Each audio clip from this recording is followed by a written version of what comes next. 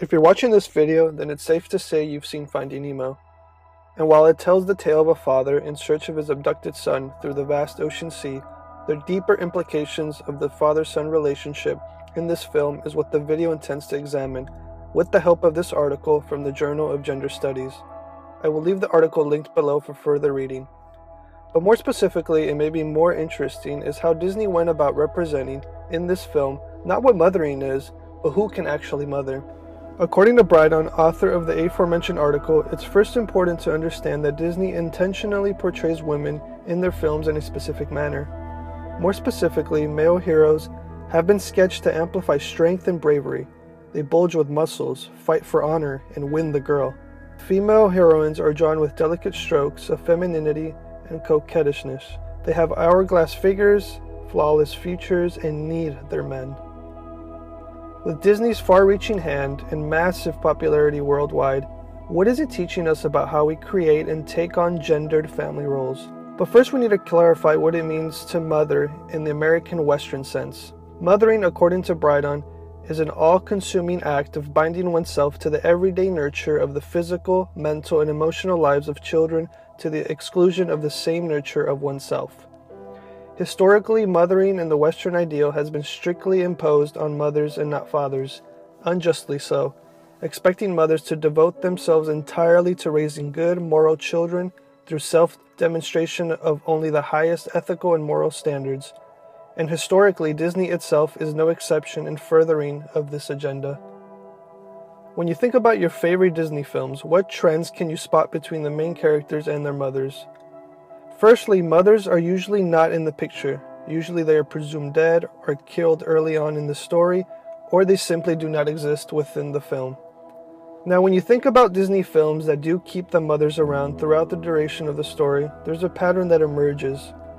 The mother will fall under categories which include animals, anthropomorphized objects, and as women of color. It's important to go through the various forms of mother types that Disney has created throughout its film history to understand how mothering has been created and portrayed in these massively loved films, and how its popularity has influenced how we, as a society, think about what it means to be motherly and who can be motherly. First, the animalistic mother.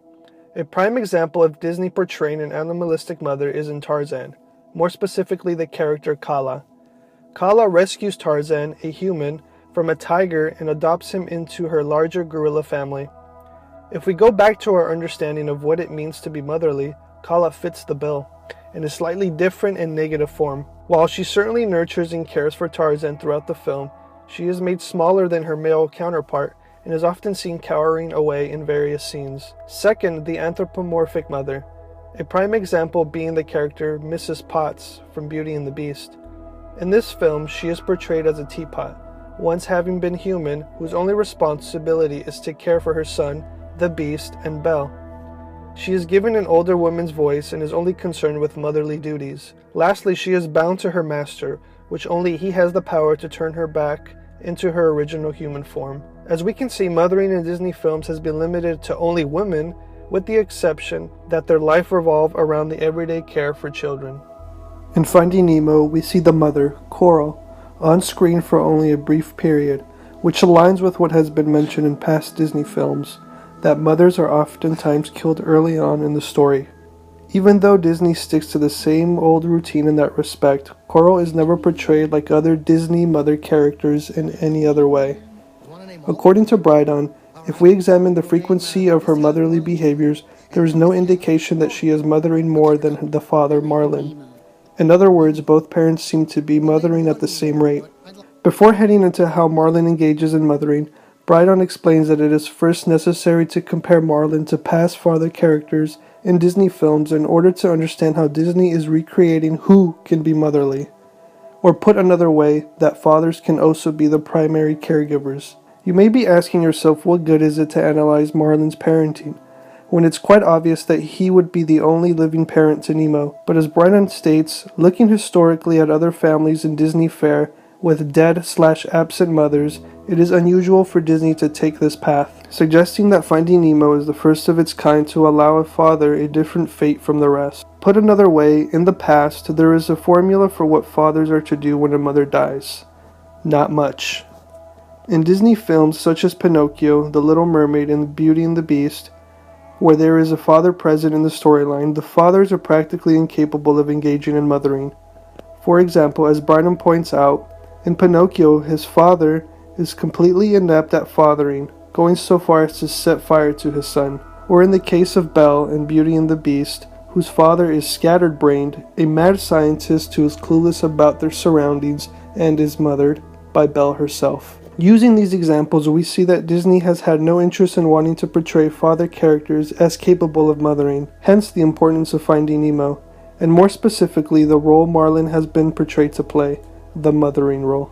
At the beginning of the film, we see Marlin fail at attempting to rescue Coral from a predator that ultimately kills her. After a period of unconsciousness, we see Marlin awaken to find one egg that remained untouched from the predator, which then spawns a motherly instinct in Marlin, causing him to cradle and talk to the egg. I promise I will never let anything happen to you. From this point forward to the end of the film, Marlin makes the decision to exemplify mothering. What the film does well is in the subtleties of Marlin's behavior. First, when comparing Marlin's physical body with that of Coral and Dory, he is neither bigger than any of the two, and in fact is much smaller than Dory. Second, he is often demonstrating a wide range of emotions via facial expressions, and his voice tone is never stereotypically hyper-masculine, instead opting for more gentle, quiet tones with high-pitched verbal expressions. I hate you. Oh, no. I'm so sorry, Nemo. More so, he is often seen expressing anxious behaviors such as trembling and hiding in fear when faced with danger. Nemo, don't move! Don't move! You'll never get out of there yourself. I'll do it. A break?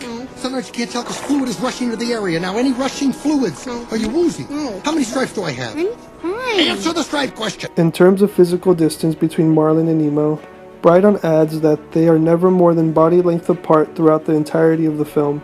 For example, when Marlin is shown grooming Nemo or cradling Nemo's face with his fins, these are behaviors that would align more with traditional motherly roles. Brydon also notes that Marlin's physical interactions with Nemo are in opposition to that of other father and son duos and the shark characters in the film, all whom engage in masculine roughhousing. What Marlin's character does so well is in openly expressing and processing his emotions, regardless if it's positive or negative. As Brydon explains, we see instances where Marlin verbally expresses his moods and acknowledges when he is fearful or concerned. This is to say that emotional expression is still an uncommon process for a number of men who have been mistakenly taught that wearing your emotions on your sleeve is undesirable and emasculating.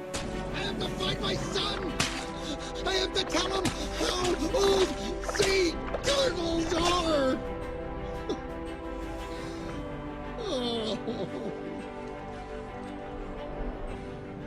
There. It's all right. It'll be okay. No, it won't. In short, Marlin loves Nemo and will bravely do what is necessary to protect him. Like the past Disney mothers from our favorite films who were dedicated to their children and made it their life mission to pass along healthy values, knowledge, and wisdom, so did Marlin. The fact that Marlin is male and is in touch with the motherly role sets a precedent for future Disney films and how Disney chooses to create its images of mothering. Brydon concludes with various points. First, that media holds the power to influence cultural thinking. More specifically, Disney has the ability to influence the lives of not only children, but adults alike. Thus, the importance of questioning the messages that are passed along through their films and onto our screens. The fact that Disney was able to step out of their comfort zone and portray a male parent engaging in motherly role is significant. As Brydon put it, Disney, as a cultural narrator with authority, has the power to facilitate new perspectives on men's mothering if they choose to.